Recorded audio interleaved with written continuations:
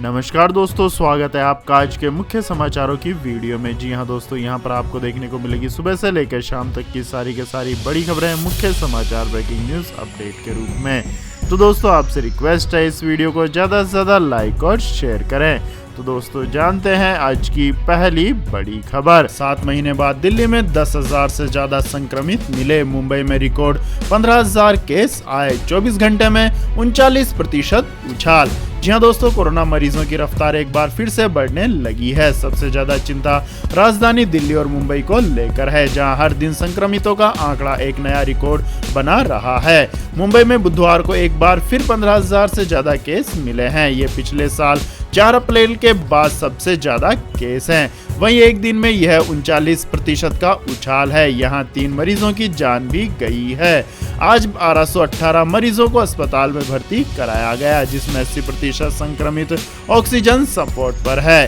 राजधानी दिल्ली में पिछले साल 12 मई यानी कि करीब 7 महीने बाद बुधवार को रिकॉर्ड 10,665 नए केस दर्ज किए गए। इस दौरान 8 लोगों की भी मौत हुई है। इस तरह एक्टिव केस की संख्या बढ़कर 23,307 हो गई है। वहीं पॉजिटिविटी रेट में 11.88% का उछाल आया है। इसके बाद दोस्तों अगली खबर, यूपी में 10वीं तक के स्कूल तो महाराष्ट्र में 15 फरवरी तक कॉलेजों को बंद करने के आदेश।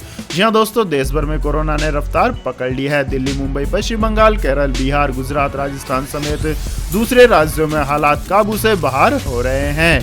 दिल्ली में 24 घंटे में कोरोना के 10,665 नए मामले सामने आए और मुंबई में यह संख्या 15,116 तक पहुंच गई है। बढ़ते कोविड मामलों के मद्देनजर महाराष्ट्र सरकार ने 15 फरवरी तक कॉलेज बंद करने का आदेश जारी किया है।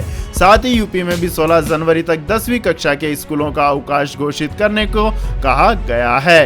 हिमाचल प्रदेश में रात 10 बजे से सुबह 5 बजे तक नाइट कर्फ्यू लागू किया जा रहा है। इसके बाद दोस्तों अगली खबर, अपने सीएम को धन्यवाद कहना कि मैं भटिंडा हवाई अड्डे तक जिंदा लौट आया। सुरक्षा में चूक के बाद बोले प्रधानमंत्री नरेंद्र मोदी। जी हाँ दोस्तों, पंजाब में प्रधानमंत्री नरेंद्र मोदी के दौरे के दौरान हुई सुरक्षा में बड़ी चूक का मामला सामने आया है। घटना के बाद भटिंडा हवाई अड्डे के अधिकारियों का भी बयान सामने आया है। भटिंडा हवाई अड्डे के अधिकारियों ने ANI को बताया कि भटिंडा हवाई अड्डे पर लौटने पर पीएम नरेंद्र मोदी ने वहां के अधिकारियों से कहा अपने सीएम को धन्यवाद कहना कि मैं भटिंडा हवाई अड्डे तक जिंदा लौट आया। पंजाब में प्रधानमंत्री नरेंद्र मोदी बुधवार को सड़क मार्ग से जाते समय एक फ्लाईओवर पर 15 से 20 मिनट के लिए उस वक्त फंस गए जब कुछ प्रदर्शनकारियों ने रास्ते को रोक दिया। गृह मंत्रालय ने इस घटना को प्रधानमंत्री की सुरक्षा में गंभीर चूक करार दिया है। गृह मंत्रालय ने कहा कि प्रधानमंत्री नरेंद्र मोदी की पंजाब यात्रा के दौरान गंभीर सुरक्षा खामी के बाद उनके काफिले ने लौटने का फैसला किया। बयान में यह भी कहा गया है कि मंत्रालय ने पंजाब सरकार से इस चूक के लिए जवाबदेही तय करने और कड़ी कार्यवाही करने के लिए कहा है। जिस वक्त यह घटना हुई उस वक्त प्रधानमंत्री भटिंडा से हुसैनीवाला में राष्ट्रीय शहीद स्मारक की ओर जा रहे थे। इसके बाद दोस्तों अगली खबर, कजाकिस्तान में तेल ने गिरा दी सरकार। फ्यूल की कीमतों में बढ़ोतरी के बाद हिंसक विरोध प्रदर्शन, इमरजेंसी लागू, प्रधानमंत्री ने दिया इस्तीफा। जी हाँ दोस्तों, कजाकिस्तान में तेल की कीमतों में बढ़ोतरी को लेकर जारी हिंसक विरोध प्रदर्शन की वजह से सरकार को इस्तीफा देना पड़ा है। कजाकिस्तान के प्रधानमंत्री अस्कर ममीन ने बुधवार को राष्ट्रपति कसीम जोमार्ट तोकायेव को इस्तीफा भेजा, जिसे स्वीकार कर लिया गया। राष्ट्रपति ने अली खान समाइलोव को कार्यवाहक प्रधानमंत्री भी नियुक्त कर दिया है। इसके साथ ही देश में 5 जनवरी से 19 जनवरी तक इमरजेंसी लगा दी गई है। प्रदर्शनकारियों को शांत करने के लिए पुलिस ने लाठीचार्ज के साथ आंसू गैस का भी इस्तेमाल किया है। रिपोर्ट के मुताबिक राष्ट्रपति ने कहा कि कजाकिस्तान रिपब्लिकन के अनुच्छेद 70 के तहत मैं सरकार का इस्तीफा स्वीकार करता हूं। नई सरकार बनने तक वर्तमान सरकार के सदस्य अपने कर्तव्यों का पालन करते रहेंगे। इसके अलावा गरीब परिवारों को सब्सिडी देने पर भी विचार करने का आदेश दिया गया है। तो दोस्तों जानते हैं आज के मौसम अपडेट्स। तो दोस्तों अगले 24 घंटों के दौरान पश्चिमी हिमालय पर हल्की से मध्यम बारिश और हिमपात होने की संभावना है। वहीं कुछ स्थानों पर भारी बारिश के साथ साथ बर्फबारी भी हो सकती है। वहीं पंजाब, हरियाणा और राजस्थान में भी हल्की से मध्यम बारिश के साथ कुछ स्थानों पर भारी बारिश हो सकती है। इन राज्यों में कुछ स्थानों पर ओलावृष्टि की भी संभावना है। वहीं दिल्ली, पश्चिम और मध्य उत्तर प्रदेश, गुजरात के कुछ हिस्सों और पश्चिम और उत्तरी मध्य प्रदेश में भी हल्की से मध्यम बारिश हो सकती है। उत्तर पश्चिम और मध्य भारत के दिन के तापमान में 2 से 4 डिग्री की गिरावट आएगी। आपको बता दें दोस्तों, पश्चिमी विक्षोभ जम्मू कश्मीर पर बना हुआ है और एक और पश्चिमी विक्षोभ उत्तरी पाकिस्तान और उससे सटे अफगानिस्तान पर देखा जा सकता है। एक चक्रवाती हवाओं का क्षेत्र दक्षिण पश्चिमी राजस्थान और पाकिस्तान के आसपास के क्षेत्र पर बना हुआ है। पूर्वी बंगाल के ऊपर एक चक्रवाती हवाओं का क्षेत्र बना हुआ है। एक ताजा पश्चिमी विक्षोभ जो अधिक मजबूत होगा, आज की रात से पश्चिमी हिमालय को प्रभावित करना शुरू करेगा। इसके बाद दोस्तों जान लेते हैं आज के सोने और चांदी के दाम। तो दोस्तों भारतीय सराफा बाजार में आज सोने के भाव में तेजी देखने को मिली, वहीं चांदी की कीमतों में भी उछाल दर्ज किया गया।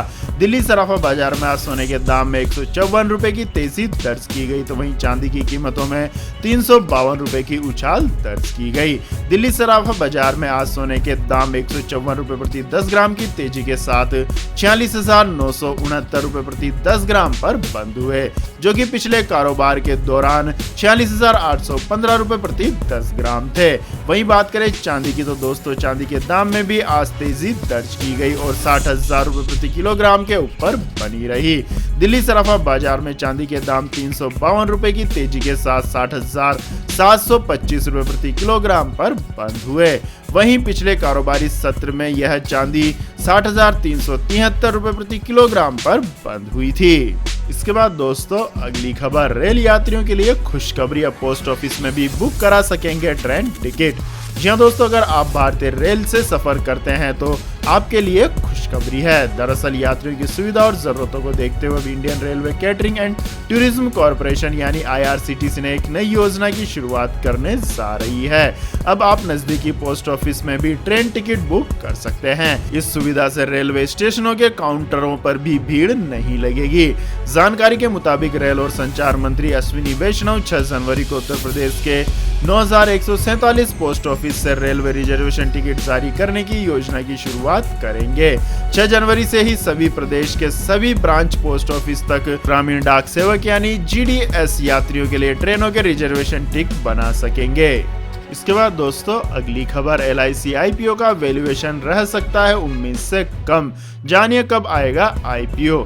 जी हाँ दोस्तों, सरकारी बीमा कंपनी LIC के IPO का इंतजार जल्द समाप्त हो सकता है। सेबी के पास IPO के ड्राफ्ट पेपर बस कुछ ही दिनों में फाइल कराए जा सकते हैं। सरकार को इस IPO से खूब कमाई होने की उम्मीद है। सरकार की कोशिश इसे इस वित्तीय वर्ष 2021-22 में ही लिस्ट कराने की है। इस कोशिश को सिर चढ़ाने के लिए अब सरकार की ओर से गंभीर प्रयास किए जा रहे हैं। LIC के अधिकारियों ने हाल ही में ग्लोबल निवेशकों के साथ एक बातचीत में यह संकेत दिया है कि LIC जनवरी के तीसरे हफ्ते में अपने IPO के लिए मार्केट रेगुलेटर सेबी के पास ड्राफ्ट पेपर जमा करा सकती है। ड्राफ्ट पेपर सामने आते ही इस IPO से जुड़े कई संभावनाएं समाप्त हो जाएगी। इस IPO को लेकर हर किसी में उत्साह है। इसके बाद दोस्तों अगली खबर है, इंडिया साउथ अफ्रीका टेस्ट का तीसरे दिन का खेल खत्म होने तक रोमांचक स्थिति में पहुंचा मुकाबला। जी हाँ दोस्तों, भारत और दक्षिण अफ्रीका के बीच वांडर्स मैदान पर खेला जा रहा सीरीज का दूसरा टेस्ट तीसरे दिन के खेल की समाप्ति पर रोमांचक मोड़ पर पहुंच गया है।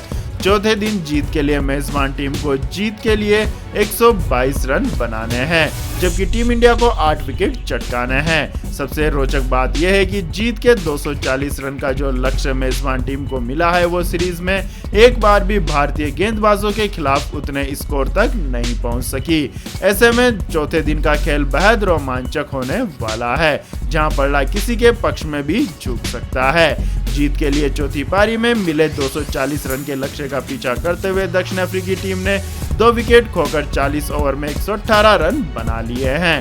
कप्तान डील एल्गर 121 गेंदों में 46 रन बनाकर एक छोर पर थामे हुए हैं। जबकि दूसरे छोर पर रोजी वान डर डुसे 11 रन बनाकर उनका साथ दे रहे हैं। पहले विकेट के लिए डीन एल्गर और एडने मरकरम ने अच्छी शुरुआत की थी। दोनों ने पहले विकेट के लिए 47 रन की साझेदारी की है, जिसे शार्दुल ठाकुर ने 10वें ओवर की आखिरी गेंद पर मार्करम को एलपीडब्ल्यू करके तोड़ा। मार्करम ने 31 रन बनाए। इसके बाद बल्लेबाजी करने आए कीगन पीटरसन ने कप्तान एल्गर के साथ पारी को आगे बढ़ाया, लेकिन 93 के स्कोर पर अश्विन ने उन्हें एलपीडब्ल्यू कर दिया। पीटरसन ने 28 रन बनाए थे। इसके बाद दिन का खेल खत्म होने तक कोई विकेट नहीं गिरा है। इसके बाद दोस्तों अगली खबर, टेक कंपनी सोनी लॉन्च करेगी इलेक्ट्रिक कार। पहली बार पेश की 7 सीटर एसयूवी।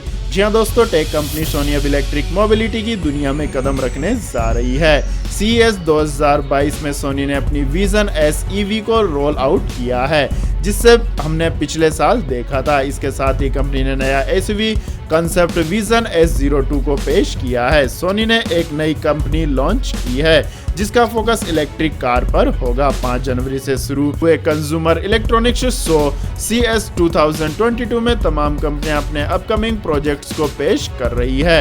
ये इवेंट 8 जनवरी शनिवार तक चलेगा, जिसमें कई आकर्षक डिजाइन देखने को मिलेंगे। आपको बता दें दोस्तों, आने वाला व्हीकल इलेक्ट्रिक व्हीकल्स का ही होगा, जिसने दुनिया भर में कई कंपनियों को अपनी ओर आकर्षित किया है।